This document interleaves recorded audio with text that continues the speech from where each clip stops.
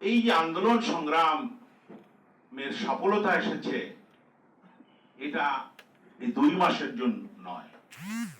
আমরা যারা রাজনৈতিক দল এখানে যারা আছি, আজ 16 থেকে 17 বছর ধরে রাজপথে আন্দোলন করে, রক্ত ঝরিয়ে, জেল খেটে, জুলুম নিয়ে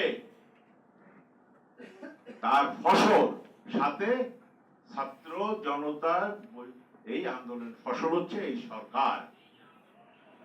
এই সরকারের কাছে মানুষের আশা অনেক। এই সরকারের কাছে দেশের মানুষ চায় শেখ হাসিনাকে বিদেশ থেকে এনে বাংলাদেশে তার বিচার হোক, এবং শেখ সরকার কি করতে পারবে সেটাও দেখতে চাচ্ছে। এই সরকার এদেশের মানুষ চায় লক্ষ লক্ষ কোটি টাকা যে পাচার হয়েছে তা ফিরিয়ে আনতে হবে, এবং এদেশে শেখ হাসিনার প্রেতাত্মা যারা প্রশাসনে আছে, যারা পুলিশে আছে, যারা ফরেন মিনিস্ট্রিতে আছে, যারা আনসারে আছে, যারা অন্যান্য ক্যাডারে আছে, তাদের বিদায় দিয়ে এই দেশের জাতীয়তাবাদী শক্তিকে সেই জায়গায় পুনর্গঠন করব।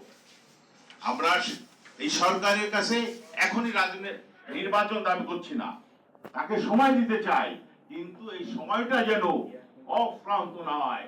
সরকারের কাছে এবং ডক্টর ইউনূসের কাছে আমাদের দাবি, আপনি একটা রোড ম্যাপ দেন, কি কি সংস্কার করবেন, কখন নির্বাচন দেবেন। এটা এদেশের জনগণের এখন একটা মৌলিক দাবিতে পরিণত হচ্ছে।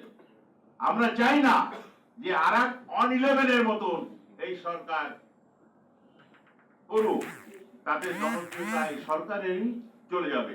সরকারকে আমরা সব ধরনের সাহায্য দিতে চাই, কিন্তু এই সরকারের সংস্কার করতে হবে। এই সরকারকে সত্য কথা বলতে হবে। আমরা যেটা বলি, এই সরকার মানুষ মনে করে এনজিও সরকার, এই সরকারকে মানুষ মনে করে একটা অঞ্চলের সরকার, সেটা থেকে বেরোয় আসতে হবে। এদেশের সমস্ত রাজনীতিবিদদের নিয়ে একটা জাতীয় সরকার গঠন করুন, তারপর দেখবেন আপনার হাত শক্তিশালী হচ্ছে, এবং শেখ হাসিনার প্রেতাত্মরা যারা এদেশে বিভিন্ন সমাজে অকারণ করছে, সেই অকারেন্স করতে পারবে না। সরকার আইন শৃঙ্খলার দিক দিয়ে বিশেষ নজর দিতে হবে। মানুষ কাঙ্ক্ষিত আইন শৃঙ্খলা পাচ্ছে না। কাঙ্ক্ষিত আইন শৃঙ্খলা পেতে হলে সরকারকে উচিত হবে অনতি বিলম্বে অন্তত 1 লক্ষ পুলিশ নিয়োগ দিয়ে আমাদের জাতীয়তাবাদী শক্তি, বাংলাদেশের যারা ভালোবাসে তাদের নিয়োগ দিয়ে এদেশের আইন শৃঙ্খলার পরিণতি যাতে সুষ্ঠু হয় সেটা করা উচিত।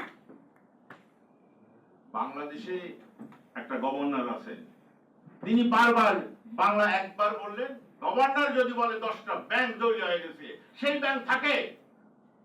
অবশ্যই থাকে না। গভর্নরের কথাবার্তাগুলো চিন্তা ভাবনা করে বলা উচিত। আমরা যেহেতু এখানে বিজ্ঞ রিপন ভাই আছে, রাজনীতিবিদ হাবিব ভাই আছে, তাদের বক্তব্য শুনবো, সময় সংক্ষিপ্ত। আমরা চাই ডক্টর ইউনূস সাহেব সবাইকে নিয়ে, সবাই পরামর্শ নিয়ে দেশ চালুক, এবং এনজিওগ্রাম সরকার যাতে না হয় সেটার দিক বিশেষ নজর দিক। আমরা সরকারকে সময় দিই। আর সংবিধান সংস্কারের কথা বারবার বলে, সংবিধান সংস্কার করার এখতিয়ার এই ইন্টারিম গভর্নমেন্টের নাই।